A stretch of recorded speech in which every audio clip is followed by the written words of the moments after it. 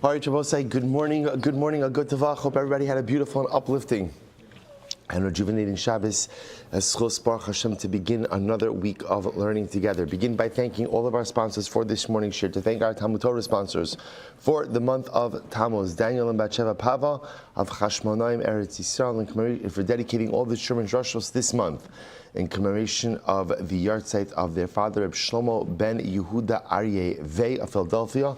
On the occasion of his first yahrzeit, Rabbi Shlomo was a child survivor of Auschwitz, Talmud Mufak of Rav Michal Ber Weissmandel. He left 90 plus descendants who Baruch Hashem are Yirei Shemayim. May his neshama have an aliyah. Family, week of learning sponsors, the Brem family, Le'ilui Nishmas, their mother, Leah Riva Chaya Bas Meir Louise Brem, on the occasion of her 25th yahrzeit. Louise Brem dedicated her life to uplifting and educating the most challenged students, as well as inculcating a tremendous love of Torah in Eretz Yisrael and her family.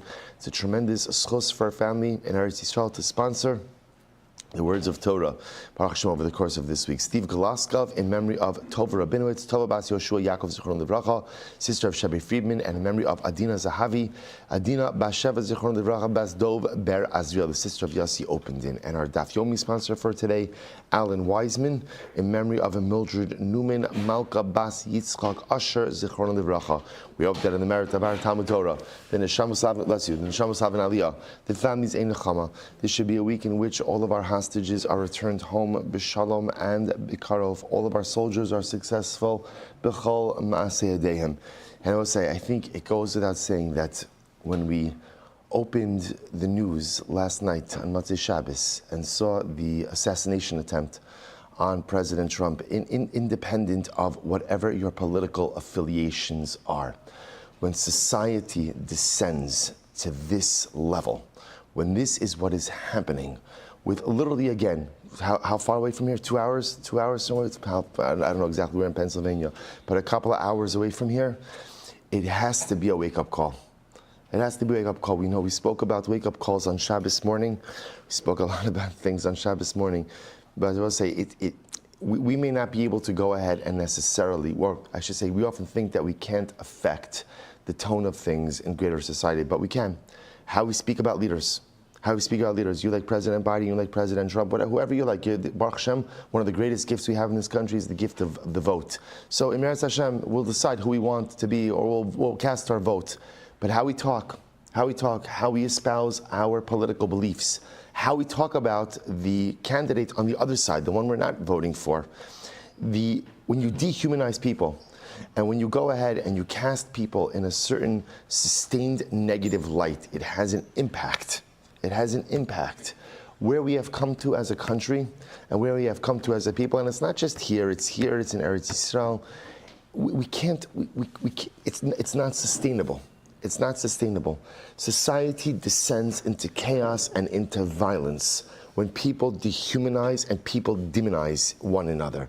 And it has to be, again, we are an Ar Lagayim, we are a light unto the nations.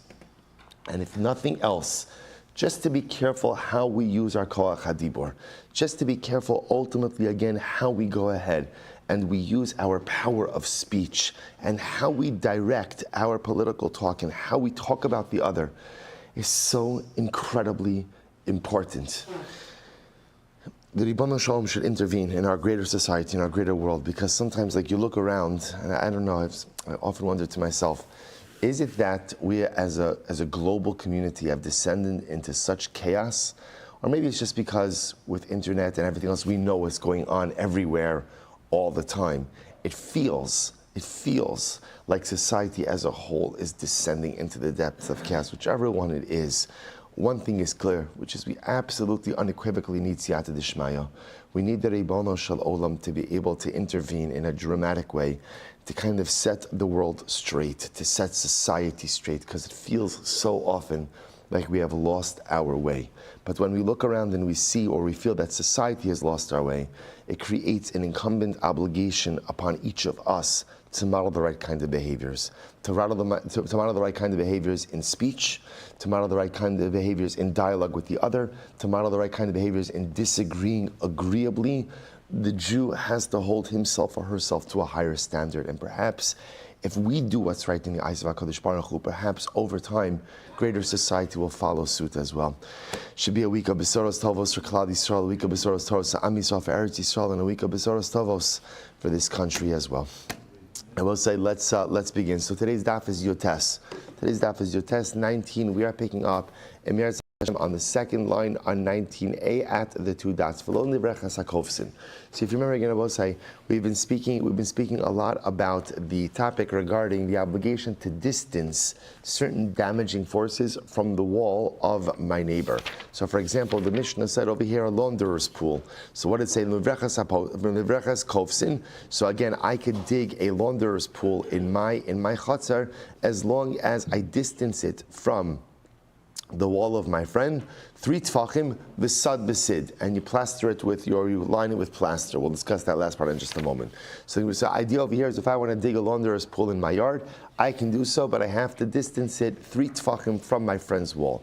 So Amar Nachman, Amar Baravua, Lo shona ella mina mechamson, aval mina nadyon dalet amos. Now apparently in the world of laundering pools, there are 2 types of pools. There's what we call mechamson, which is a soaking pool. So Rashi points out over there, nivrecha sheshorn ba'as habegadim yom o yomayim b'tzuas klavim. So we'll say there was a soaking pool. Now it's interesting. Apparently, Talmudic detergent was dog excrement. It's hard to exactly understand how that works practically, right? But somehow, I guess it did. And the good news is, relatively cheap and available. Yeah, this is not a raya for dog ownership. Not at all. Not at all. You just find the guy who didn't get the memo and does own a dog, right? And go ahead and use him for help over here. So again, so you had the soaking pool. So in the soaking pool, you let the clothes sit in the detergent for a couple of days. Then there was something called the Najjan. The Najjan is the scrubbing pool. So kishmo kinu. That's the after removing the clothing that's been soaked, that's when you scrub the clothing clean. See, interestingly enough, Rav Nachman said in Rabbi Baravua, when do we say that you need to distance the laundering pool 3 tfachim? That's the soaking pool. But the scrubbing pool, dalet amos. You require 4 amos distance from the wall. Why the distinction? So we'll say it's very intuitive. Rashi says over here, because in the scrubbing pool, the water splashes everywhere. Shemar Yenabot say, what is the issue with the laundering pool in proximity to the wall? The issue is that since the water splashes, we're concerned that ultimately it's going to erode the wall. So therefore, the Gemara makes this interesting distinction. When it comes to the soaking pool, you only need to distance in 3 tfachim. When it comes to the scrubbing pool, where there's a lot of splashing of water, that needs a distance of dalet amos. Tayin Amihachi, a rice that supports this. Nivreches hakovsin, a launderer's pool, dalet amos. You have to distance in dalet amos. The Gemara says dalet amos. But we learned only 3 tfachim. Why are you saying dalet amos? Therefore, I'm going to say 2 different shiurim for the soaking pool, which is our Mishnah. You only have to distance it 3 tfachim. For the scrubbing pool, which is the pool of the Brisa, that requires dalet amos because again of the splashing. Others frame this as a question or a contradiction. Tzanan, we learned in our Mishnah. A launderer's pool only needs to be distanced from the wall of your friend 3 tfachim. 3 tfachim. But the Brisa says you have to distance the laundering pool dalet amos. Amar Nachman Rabbi Baravua. Lo kasha, it's not a contradiction. Kan mina machamson, kan mina nadjan. So we'll say same conversation, just framed in a different way. Our Mishnah is talking about the soaking pool. The soaking pool, because there's no splashing, therefore again 3 tfachim is enough of a distance. Versus the Brisa is talking about over the scrubbing pool, where there's a lot of splashing. Because there's splashing, ultimately you have to distance in dalet amos. Good. Rav Avia masniva behedja. Rav Avia explained this explicitly. Ultimately, again, unless you go ahead and you distance it from the chamsan. So we'll say, and again, in Rav Chia Bereid Rav Avia's version, he has the Mishnah explicitly saying mechamsan, not just saying a laundering pool, but identifying which laundering pool we're talking about, i.e. the soaking pool. So the soaking pool only requires 3 tefachim of distance. So we'll say, just, I was joking about it a little bit before, but this notion that, and Rashi points out that they would let clothing soak in dog excrement, presumably dog excrement and water, right, for a little bit of time. And then afterwards, they would take and they would scrub it out, presumably scrubbing out the detergent, but also scrubbing out the stains. So I'll say there is something fascinating. Again, I don't know the chemical properties of dog excrement that allow it to work as detergents, but it is fascinating if you think about it, how something which, at first glance really represents that which is the most unclean thing, right? So you're using dog excrement to launder clothing, right? So somehow the dog excrement is able to go ahead and remove the stains. So we'll say if you think about it, there's an incredible metaphor in that as well. That sometimes, yes, sometimes, thank you, Javi, thank you. Thank you for not just yelling it out also, by the way, I appreciate that. Okay, just whatever, you know who you are, right? So sometimes it's interesting that cleanliness and purity comes from the most unclean sources. I was supposed to say, if you think about it, by the way, what are the greatest moments of growth in life? The greatest life moments, the greatest moment, the greatest growth moments are when, it's interesting, at least I think, in the aftermath of sin. Everybody has that moment where I mess up really badly, right? I commit a significant avera. I'm like, you know what? This is it. Like I am turning things around. It's interesting. As much as accomplishment fuels greater accomplishment, nothing fuels accomplishment like failure. In the aftermath of failure, the aftermath of sin, your dog excrement moment. Your dog excrement moment. Yeah, it doesn't roll off the tongue as well, right? But your dog excrement moment where literally, again, your life just goes off the rails. Sometimes it's interesting that becomes your spiritual detergent. And that becomes your moment where you say to yourself, you know what, I gotta live differently, I gotta be different, I have to become a different person, I have to transcend, I have to figure out how to go ahead and pivot in such a dramatic way. So it's just interesting that just as the dog excrement could serve as the detergent to go ahead and remove the stains from my clothing, sometimes it is the moments of abysmal failure, our dog excrement moments of life that serve as the greatest catalyst of growth. Interesting idea. Anyway, the Gemara goes weiter. The Gemara is like this: V'sad b'sid. Now remember again about say interesting Mishnah. So the Mishnah said that if you have this launderer's pool, so now we've identified that the laundering pool in question is the soaking pool. So the soaking pool has to be distanced from the wall 3 tfachim, but then the Mishnah also says v'sad b'sid. So v'sad b'sid means, and ultimately you're going ahead and lining the pool with lime or with plaster. So the Gemara says, Ibailuhu, v'sad b'sid tanan, o dilma o sad b'sid. So we'll say, now the Gemara says, how do you read this? Do you read it as you have to distance the pool from the wall 3 tfachim and also line it with plaster? Or maybe it's an either or. You have a choice. Either distance the pool 3 tfachim or line it with plaster. So that you hear the shaila, is it both or is it one or the other? So the Gemara says, Tanan, pshit. So the Gemara says, Osad b'sit tanan. So pshita, divisad b'sit tanan. So we'll say it's pashit that is both. It's both. You have to move the pool 3 tfachim from the wall, and you also have to plaster it. Because if you would think that it's an either or, therefore we'll say if that's the case, then you should go ahead and mention all of the cases of a Mishnah together. And I will say again, if halacha l'maisa, if it's either or, so remember again, the other cases of the Mishnah do have an either or, either distance or plastering. So if that's the case, this was also a case of either distance or plastering. List all of the cases together. To which the Gemara says, maybe not. Dilma mishum dolo dami hayazeka la hayazeka. No, the truth is you have to break out the cases, because remember again in the Mishnah, the different cases represent different forms of damage. Reisha hezeka demasuna, because for example, again, in the beginning cases of the Mishnah, we're talking about damage done through moisture. Seifa hezeka dehavla. But yet again, the latter cases in the Mishnah are talking about situations of damage done by heat.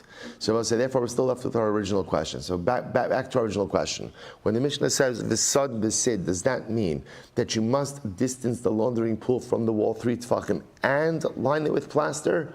Or you have a choice, distance or plaster. So we're back to our original question. So Tashma Rabbi Yehuda Omer, Selah Babi Adayim. Supposed to have this in yesterday's daf. Selah Babi Adayim means very fine earth. very loose earth, soft earth.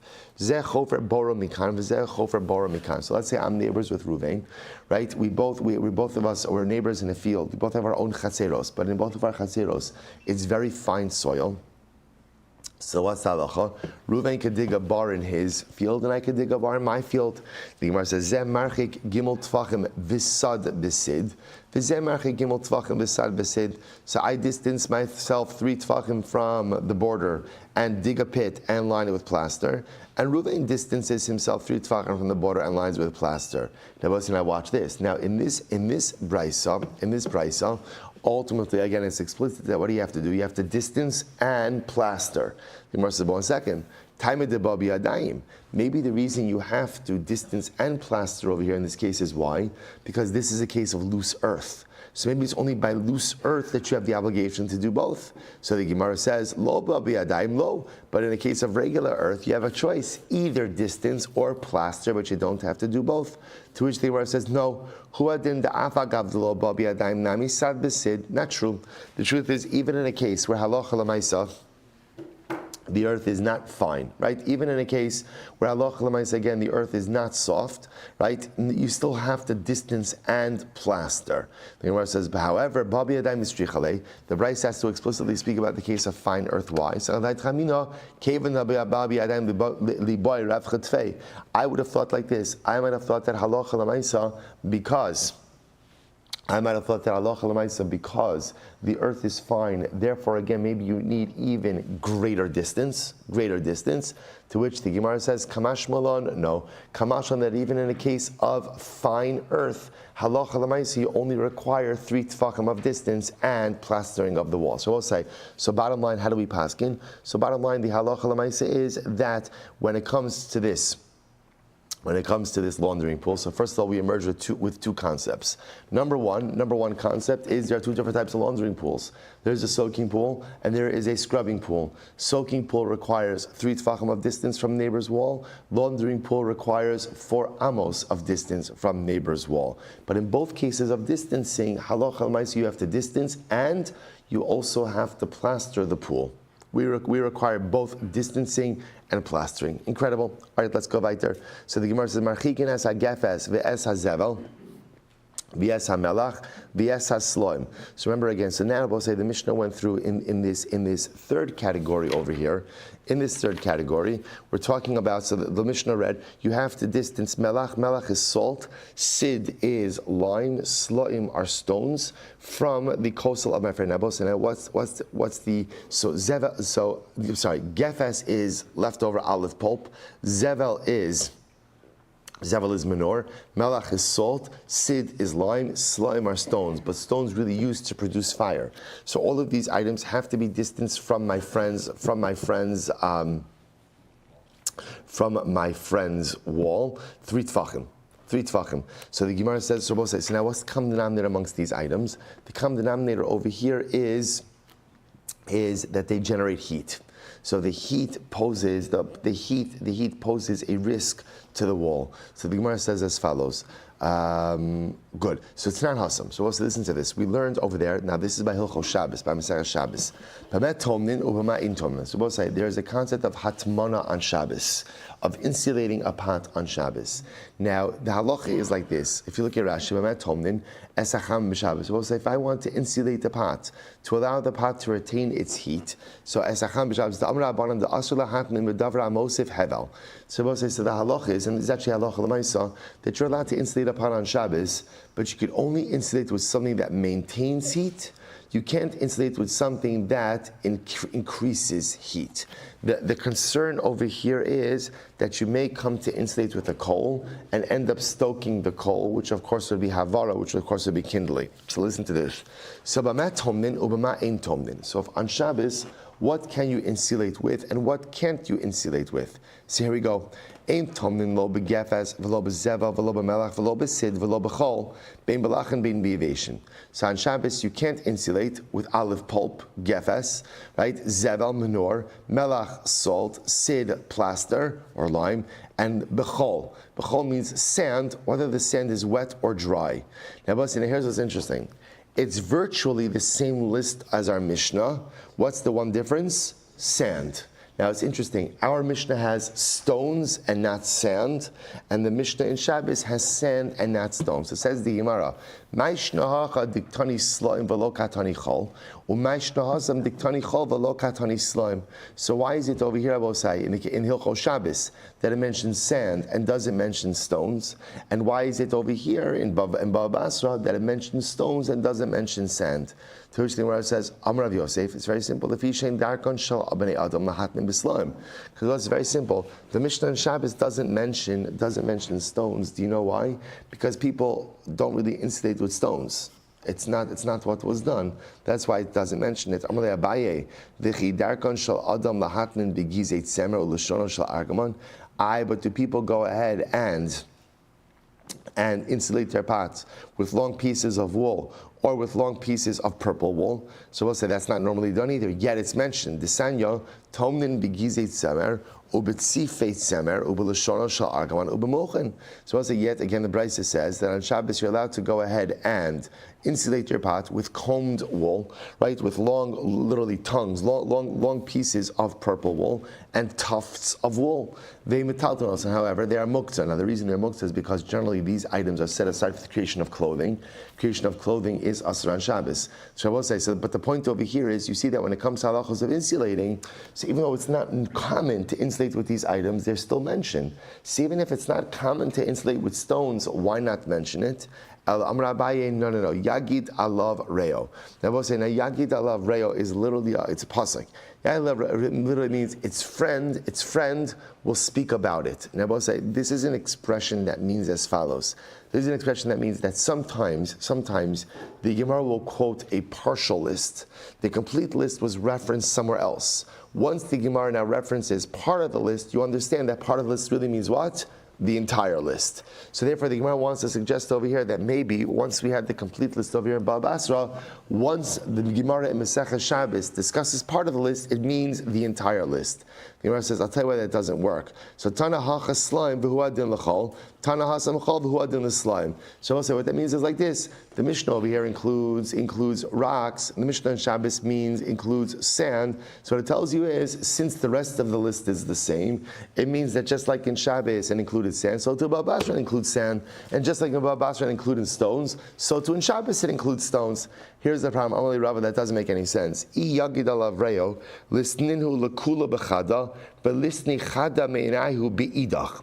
So we'll say, here's how that would make sense. Let's say for example, Bava Basra, you would have the complete list, right? Everything we mentioned over here. So olives, manure, salt,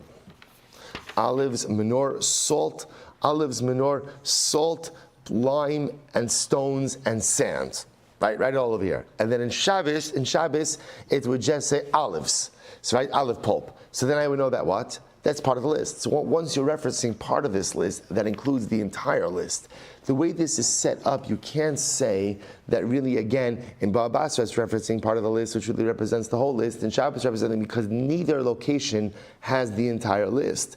To which the Gemara says, Amar Rava, no, here's the difference. Hasam hainu taima delo katani slime mishum demishtachi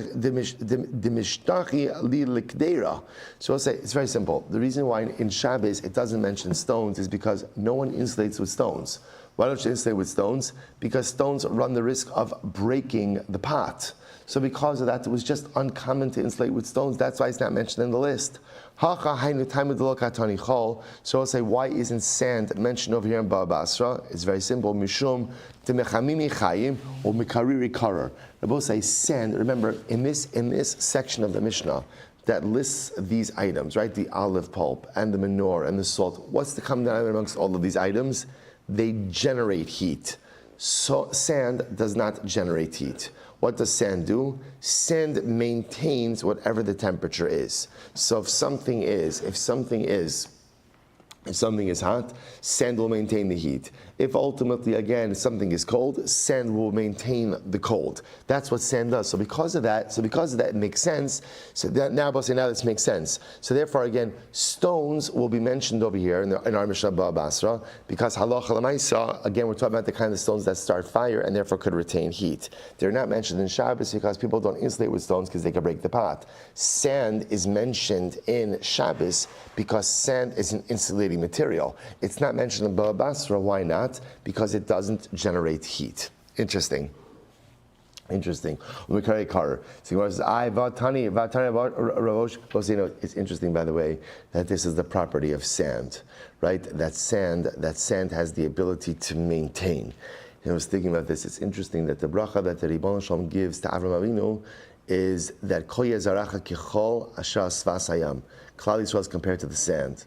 It's compared to the sand. So often we go and we think about that it's a reference to the numerous nature of Klal Yisrael. So that's never the case, right? It's never about number. It's never about number because Klal Yisrael has never been the most numerous nation, nor do we find anything in our destiny that is supposed to be that we're going to outnumber anyone else, right? So we're always going to be a minority. That's the way it works. That's actually part of the power of Klal Yisrael, that we're a minority, not a majority. So what's the reference to sand? What's the reference to sand?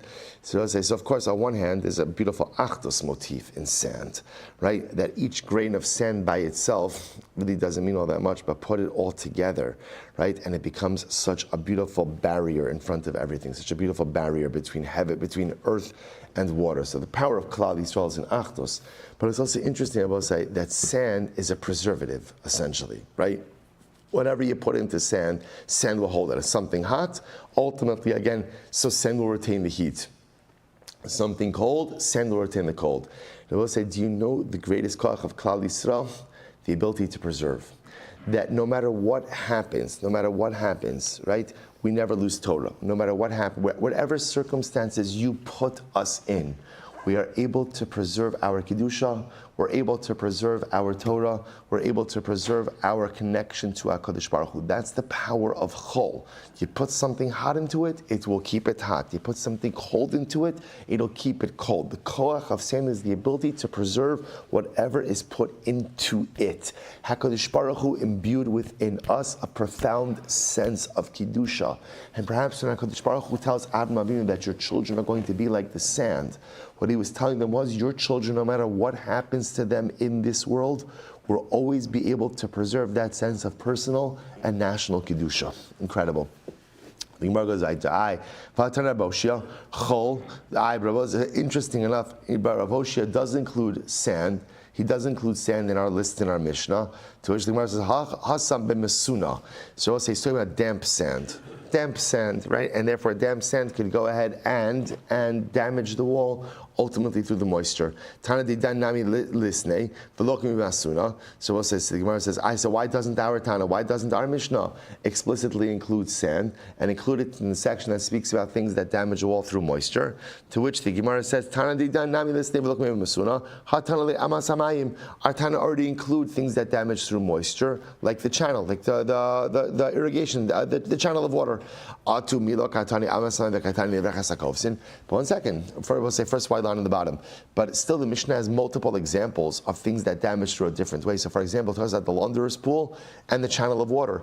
Now, both of those things go ahead and damage through moisture, but yet there's more than one example. To which the Gemara says, "Hanot tzrichi." You know, you need both of those. I'll tell you why. If it would have just said the channel of water that you have to distance it 3 tefachim from the wall, mishum dekviyah, because I will say that is set in place. Once you dig that, that's going to remain. Aval nivrechas hakovs in the low kaviyah, but a launderer's pool, will say, which again was common to move those around. Imalo, perhaps they do not have the same obligation of distancing them. V'itana nivrechas hakovs, and if it would have just said the launderer's pool, mishum the cover of a kaimi, because ultimately again, the cover of mishum the cover of a kaimi, because a launderer's pool, the water is stationary. So maybe stationary water is really what does damage. Ava amas ma'im lo, but the channel of water, the water is moving. Maybe it doesn't do the same kind of moisture damage. Therefore, I need both cases. Okay, so we'll say what comes out over here? So now in this section of the Mishnah, we're talking about things that damage through heat, and therefore the Mishnah tells me if you have something that generates heat, I have to distance that from my neighbor's wall 3 tefachim. 3 tfachim. So interestingly enough, even though the lists are virtually the same by Bava Basra and Shabbos, by Hatmana, by insulation, there is one interesting distinction, which is sand. So sand is mentioned by Shabbos because sand is an insulating material, but sand is not mentioned in Bava Basra because sand doesn't generate heat. The most that sand could do is wet sand could damage through moisture, but that goes in the moisture section of the Mishnah. And again, our Mishnah mentions stones, because we're talking about the kind of stones that are used to kindle a fire. Those obviously generate heat, and therefore, again, they have to be distanced. But in Hilchos Shabbos by Hatmana, there is no mention of fire, no mention of stones, because people don't insulate with stones. Why not? Because you run the risk of breaking the pot. Beautiful. Beautiful. All right, we'll say 4 lines up from the bottom. Your test from the Aleph 19a says the Yimar. You have to distance seeds and the plow from your neighbor's wall. So I'm planting in my field. I have to distance my seeds and my plowing from my friend's wall 3 tfachim. The Gemara says, Zraim sevei mishum hacharisha. 1 second. I want to say, how do you plant seeds? B'pashtos, if you're planting seeds, you need to plow the field. So isn't that one and the same? In other words, why do you have to mention them separately? Plowing and seeding should be the same thing. To which the Gemara says, no, but mapoles yad. We're talking about a case, it's actually very interesting. Mapoles yad means there are certain seeds that you could plant just by simply going ahead and using like a hand shovel, right, to make a little furrow in the earth and just dropping the seeds in. You don't necessarily need a plow. So it really is 2 different cases. So even a case where you're not using a formal plow to go out and till the soil to plant the seeds, you still have to distance the seeds 3 tfachim. Now, I will say, Pashas, why do you have to distance the seeds? Because of the roots. We'll get to that in just a moment. But that seems to be what we're concerned about. To which the word is Macharisha. Using Macharisha, say mishum zraim. So I don't understand what we'll say. So again, in the case of the Macharisha, the case of the plow, shouldn't it be the same issue of zraim? To which the Gemara says, Bechoresh leilanos. Ultimately, again, we're talking about a case of where you're plowing for trees. Rashi says, Bechoresh leilanos, sheyesh sham ilanos miyamim rabim, ubal lacharosh tachtein lashbichon. We're talking about a case, we'll say, of where the trees are already there. The trees are already there, and therefore you're plowing around the area of the trees just to go ahead and improve their general growth. I will say, but shouldn't all of this be problematic? Because again, if you're going to have seeds and if you're going to be plowing, what are you going to be doing? You're going to be watering the soil. And again, I will say again, that fits into the moisture section. So in the moisture section, again, we know that you already have to distance any source of moisture from the wall of your friend 3 tfachim. To which the Gemara will say is very beautiful. Tana Eretz Yisrael kai. I will say it is always a good simon to begin the week with Eretz Yisrael. A good simon to start with Eretz Yisrael. So I'll say, so ultimately, again, the Mishnah is talking about a case of Eretz Yisrael. D'chsev limtara shamayim tishtamayim. So I'll say, so in Eretz Yisrael, ultimately, again, Eretz Yisrael relies on rainfall. So ultimately, again, we're talking about that type of field that is dependent on rainfall and not necessarily watered yourself. So because of that, there's not a moisture issue. Rather, again, I will say what it turns out is there is a root issue. So really what it comes down to is like this. There's really 2 different things happening over here. The case of the Macharisha, the case of the plow, the concern is the loosening of the soil around the wall. So therefore, you got a distance plowing, right? You got a distance plowing from the wall 3 tfachim. The case of the seeding is we're concerned that even if there is no plowing, if you're planting seeds, the root systems grow out, and we're concerned again that the root system could undermine the wall. So the Gemara says, L'meimra. Now I will say, so based on this, what we're saying is as follows. So the Gemara says, L'meimra dizraim amud beis. L'meimra dizraim l'stadin kamishtarshi. Now, both saying, here's what's interesting. So now that we've established this, so what I'm concerned about when I go ahead and I plant the seeds is I'm concerned that the roots are going to grow out. So what do you see from this? How do roots grow? Roots grow sideways. Right? Because if they were growing down, there wouldn't seem to be a problem. So we're concerned that you need to distance the seeds from the wall 3 tfachim because the seeds are going to grow sideways and undermine the integrity of the wall. The Gemara says, but 1 second, is that true? We learned, Hamavrich has agafen ba'aretz. So we'll say for a person, now mavrich literally means graft. Now what they really mean in this case over here is if you take a vine, and essentially you take the top of the vine, you replant it inside of, in other words, if you have 1 vine and you want to make it 2, there's a great chap that you could do, which is you take the top of the vine, you plant it, You plant it. Then what will happen is that vine will take root, and then you'll snip it in the middle, and ta-da, you have 2 vines. You have 2 vines. It's good to know. You have 2 vines. So now watch this. And the Gemara calls this grafting, right? But it's not grafting like we normally typically think about like taking 2 different species, but rather, again, it's taking the top of the vine, putting it into the earth, allowing it to take root. So a person goes in and takes a vine and literally plants it in the earth. So if there is not 3 tfachim of dirt on top of it, you can't plant something else on the earth on top of it. Ultimately, you're going to have a concern for kilayim. So the Gemara says, good. Rabbi will say, what can you do? This is actually very interesting. What can you do? You can go ahead and plant to the side of that vine. So we'll say, what does that show you? What does that show you? That the roots grow downward, not sideward. So therefore, again, that contradicts what we just said before.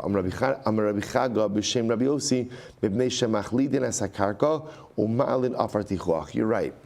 Roots grow down. Roots don't grow to the sides. So if that's the case, I will say, so what am I concerned about? Here's what I'm concerned about. So I will say, even when roots grow down, what happens? I will say, there is soil displacement, right? There has to be. In other words, beforehand, there was just unbroken soil. Now the roots are going to grow down, so there's soil displacement. What happens to that soil displacement? So looser soil gets pushed up more towards the surface. That's the problem, because as looser soil gets pushed up, if I'm planting right next to the wall of my neighbor, then the looser soil ultimately is going to get pushed up and therefore erode the foundation of the wall. Therefore, the Mishnah says, plant your seeds 3 tfachim away, not because I'm afraid that the roots are going to grow sideways, they're growing down, but like this, when there's soil displacement and the looser soil gets pushed up, that looser soil will be 3 tfachim away from my friend's wall, and therefore again will not in any way damage it. Incredible. So the last category, the last category in the Mishnah, the second last category in the Mishnah was meiraglayim, right? Well, really, the truth is, this is all the same category. There's seeds, plows, and meiraglayim, and urine. Now, the truth is, these are 3 different things here, right? So, in other words, the case of we've established now, the case of the macharisha, the case of the plow, is because, again, I can't plow right next to my friend's wall because, again, it's going to loosen the soil, right? The case of the seeds is now I'm concerned about soil displacement, therefore distance at 3 tfachim. What's the case of urine? What was the problem of urine? So Rashi says the problem in urine is urine will dissolve the wall. Right? Rashi points out over in the Mishnah that the bricks were made of clay. So therefore, again, halach l'maaseh, the urine is going to dissolve the wall. So therefore, again, if there's any urine, it has to be distanced 3 tfachim from my friend's wall. The Gemara says, okay, really, is that true? So the Gemara says, listen to this. Amar Rabba bar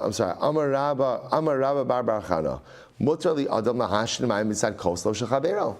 Rabbi bar Chana says a person is allowed to urinate on their friend's wall. Now, listen, have a pashtos, like not just stam. In other words, this is assuming like it's not just it's a slow day. Everything closes at 9 o'clock in Baltimore. So it's not just stam. In other words, a person doesn't have other facilities to use, or this is the closest facility to use.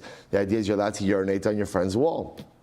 So this is pretty explicit. In other words, you can't really read too much into this. This is what it is. So you're allowed to do this. So that seems to contradict the Mishnah, because the Mishnah says you have to distance urine 3 tfachim. So what's going on over here? To which the Gemara says, that's interesting. Rabbi bar Chana actually quoted a pasuk. This is fascinating. Quoted a pasuk to support this. Tichsiv ve'echrasi la'achav mashten bikir va'atzar va'azav Yisrael. So Achav unfortunately was an incredibly evil king of Malchus Yisrael.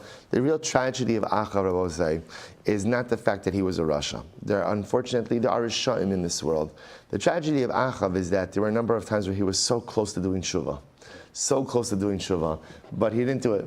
The saddest thing in life is when I'm so close to self-actualization, accomplishment, and change, and just for whatever the reason, I don't seize the opportunity. So the pasuk says a punishment for Achav is Cheshbon Baruch Hu says, I will cut off from Achav every mashtin bikir. Now I will say the Gemara understands over here that what is mashtin bikir? Mashtin bikir literally means one who urinates on the wall. The Gemara understands this to mean men. So the Navi is saying over here, I will cut off from Achav all future male descendants. But how does it reference male descendants? those who urinate on the wall. So interestingly enough, so Rabbi Chana is saying the fact that a man is described this way indicates to us that what? That urinating on your friend's wall is mutter. So the Gemara says, but one second, what do you do with the Mishnah? Our Mishnah said that you have to distance urine from the wall 3 tefachim. The Gemara says, no, 2 different cases. Hasam b'shovchin. So the Mishnah is talking about emptying out like a bedpan. Right, emptying out. So remember also they had obviously again, outdoor bathrooms. So I have an outhouse. I have an outhouse in my yard. Every once in a while you have to empty out. You have to empty out whatever you call it, the receptacle. So that's when the Mishnah says you can't pour that out within 3 tefachim of your friend's wall. You could pour that out, but that has to be 3 tefachim away, which makes sense. So that is a concentrated amount of urine. That's when you run the risk of pouring that out in close proximity to my friend's wall of eroding the wall. Masha'en kain, a person just relieves themselves, stam, so that's permitted on your friend's wall because again, that singular stream of urine is not going to go ahead and erode the wall. Okay, very interesting. So Tashma Yishbach Adam Mayim B'Zad Koso Shechavera Ela Imkein Yerchak Meno Gimel Tvachim Hasnai B'Shovchim. Fine, Tashma. So as I said, now this interesting distinction. So now, when the Mishnah says that you have to be marchi, that you have to distance urine from your friend's wall 3 tefachim, now we understand it's talking about emptying out like the bedpan or emptying out the outhouse. That has to be done at a distance of 3 tefachim.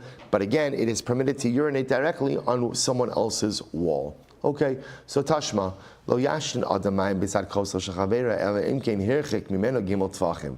So we'll say now this is interesting. Yeah, we'll say look at this brayso.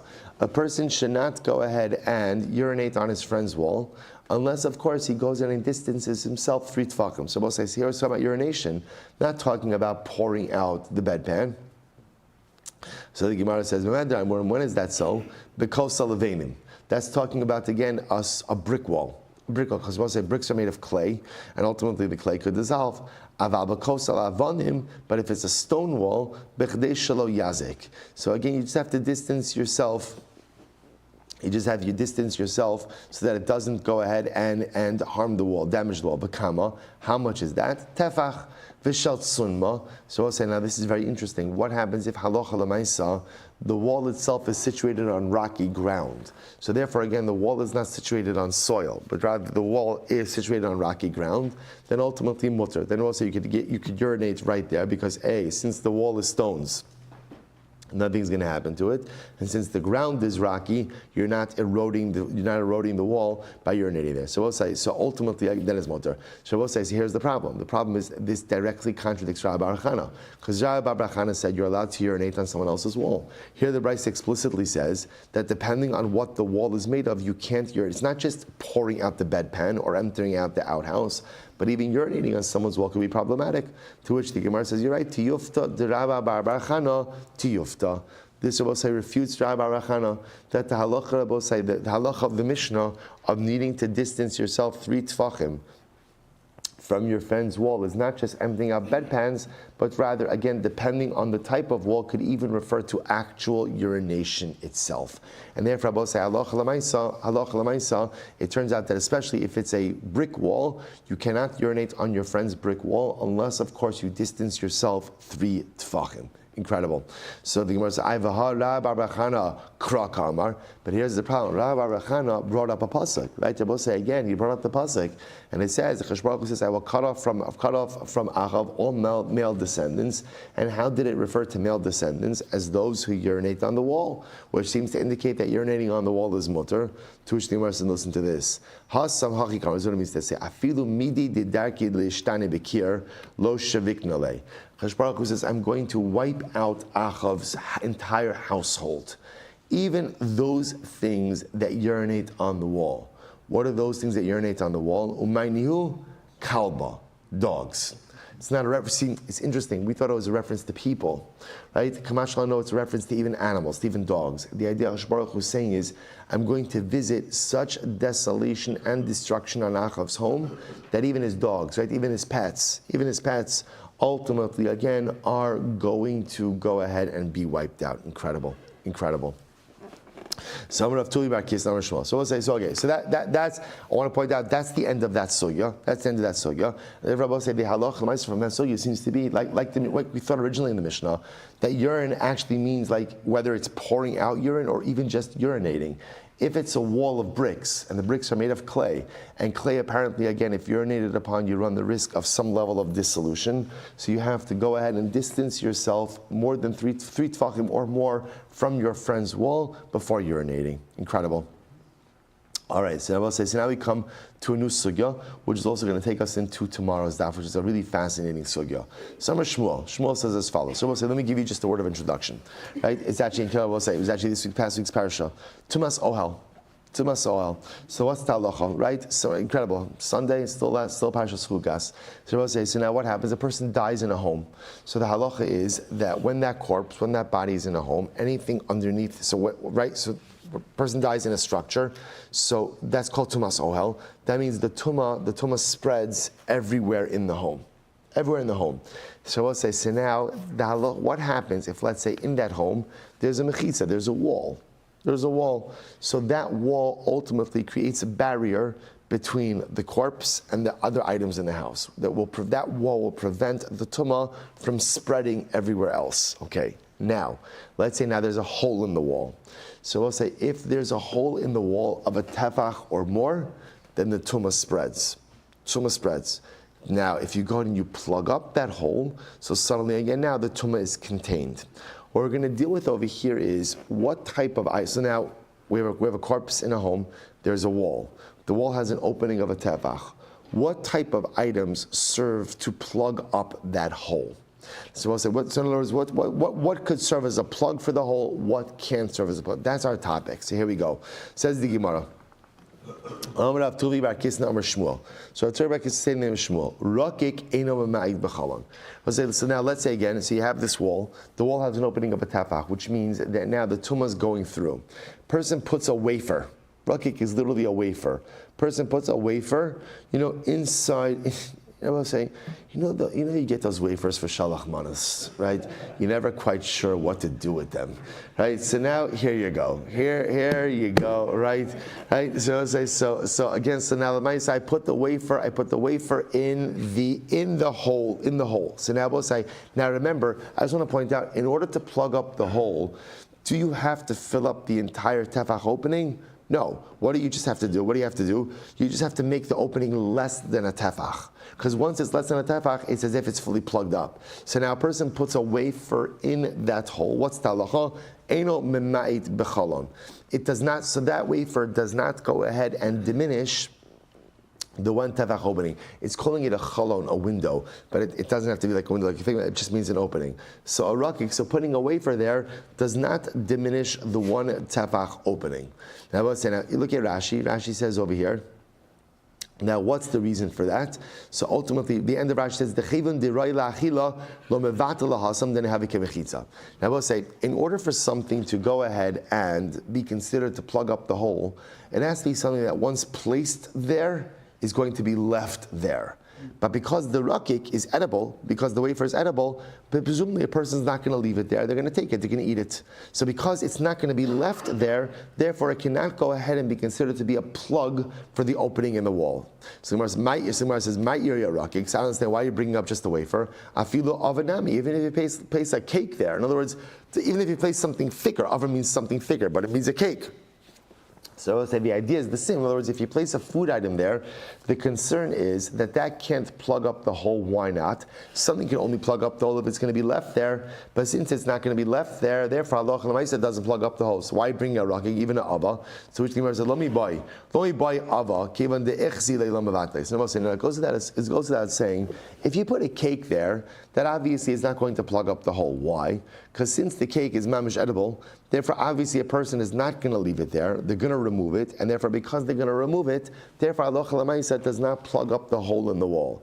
Aval rakik dimam is ema betule mevatale. But I will say, but a rakik, the wafer gets disgusting, right? The wafer gets disgusting while sitting on the wall. So I will say the whole chap is a cake could also get disgusting. Once the chap with a cake, you could always go ahead and cut off the bottom that was resting on the wall, right? And you could eat the rest. The wafer, presumably just by sitting on the wall, gets a bit gross, and therefore aloch l'maisi, you're not going to eat it. So I would have thought rakik the mamis ima betuli mevatale. I would have thought that a person is mevatalit. Therefore the Gemara says kamash malon that no, kamash malon that even a gross wafer, sometimes people will eat it. Get hungry enough, a person will eat it. Okay, the sefer, so therefore I both say. So therefore, if you have a hole in the wall, the hole is a tefach, I put the wafer there. So now even though now the wafer diminishes the open space, because the wafer is something that a person presumably is going to take, therefore it's not bottled to the wall. Because it's not bottled to the wall, it does not serve to fill in the one tefach opening. I have a sefer the havli davar shum mekabel tuma. The chol davar shum mekabel tuma eino chotes b'fnei atuma. So I say, 1 second. There's a bigger reason why the rakik can't serve as a plug for the opening. Why? Because the rakik itself is a food item. Food items are mekabel tuma. Something that is mekabel tuma itself cannot serve as a plug or a barrier against tuma. To which the Gemara says, what's the case? Shenilosh b'mei peros. The case of us say ultimately is where? It was kneaded with fruit juice. So we're going to say, in order for something to become, in order for a food item to be makabel tuma, it has to have come in contact with one of the 7 liquids. So we assumed that the rakik in question was kneaded with water, and therefore came in contact with water. Now, so the Gemara says, no, we're talking about a rakik that was kneaded with fruit juice. Fruit juice is not one of the 7 liquids that makes something receptive to tuma. Therefore, that's the case. Therefore, I will say, therefore, Allah Maisa, by itself, it would not contract tuma, would not contract food tuma, and therefore, again, I would have thought that it should serve as a plug for the opening in the wall. Kamash Molan, because it's something that a person would take, it's not bottled to the wall, and therefore it doesn't serve as a plug. Okay, we'll say, let's analyze the next case. We'll do one more case. Meisvei, the Gemara is a kasha, kupa malaya teven, v'chavis malaya grogros, hamunach and mechalos. So we'll say, now watch this. Same case. There is a corpse in a room. There's a wall between the corpse and the room next to it. There's an opening of a tefach in that wall, which now allows the tumah to go through. I want to plug up the opening. So what do I put in there? Kupa malaya teven. There is a basket filled with straw, right? Or a barrel filled with dried figs. So we'll say, so now remember again, now the issue is the kupa, so the actual basket or the barrel, they're kalim. Kalim are mekabel tuma. So therefore the Gemara says, now watch this. So the Gemara says, Rowan, kol shili yinatlu v'yecholin tevenu grogros lamo b'fnei asman chotetzin ve'im lav in chotetzin. So what's a very interesting halacha. So we view, if the straw could remain stationary even if the basket was removed, we allow the straw to essentially act as a plug in the wall, and we view the basket as if it's not there. Same thing with the figs. If the figs could remain in place without the barrel, so we view the barrel as if it's not there, and therefore the figs could go ahead and serve as a barrier to the tumah. Gemara says, but 1 second, how could that be? But 1 second, but both say, presumably a person wouldn't leave the straw there. Why not? Because the straw, remember, I will say, there's 2 things that have to happen over here. Number one, the item is not receptive to tumah. Number 2, it has to be the kind of item that you would leave there. Because if you would leave it there, then it becomes bottled to the wall. But straw, a person is not going to leave straw on the wall. After all, you use the straw for animal feed. Bisaria. We're talking about straw that's rotted a little bit. So because it's rotted, therefore you're not going to use it for animal feed. Chazi latina, but rotten straw is still good to be made into clay. The isbe kotzi, it has thorns. So apparently thorny, rotted straw you can't go ahead and use for clay. The Gemara says chazi la asaka, but you could use it for burning, for kindling a fire. Bimasuna, it's moist. So it's rotted, moist, thorny straw, right? So therefore, again, I will say it has absolutely 0 uses. So therefore, b'pashtos, what we say is like this: as long as it could remain in place, even if its basket is removed, we view it as a plug for the wall. So the Gemara says, chazi lahesek gadol. But 1 second, but you can still use that type of straw for a very large fire. As Rabbi say, once a fire is very large and very strong, even moist straw could be used. To which the Gemara says, it's not common to make such a big fire that would utilize this. Therefore, this would be considered to be bottled to the wall. Gross, ha-chazula. But what about the figs? Rabbi say again, b'pashtos, a person is not going to leave the figs there. Figs are fit for human consumption. Amar Shmuel b'shes rifu. Ultimately, I was talking about wormy figs. So wormy figs are not really fit for consumption, and therefore, a person is going to leave it there in the wall. Talking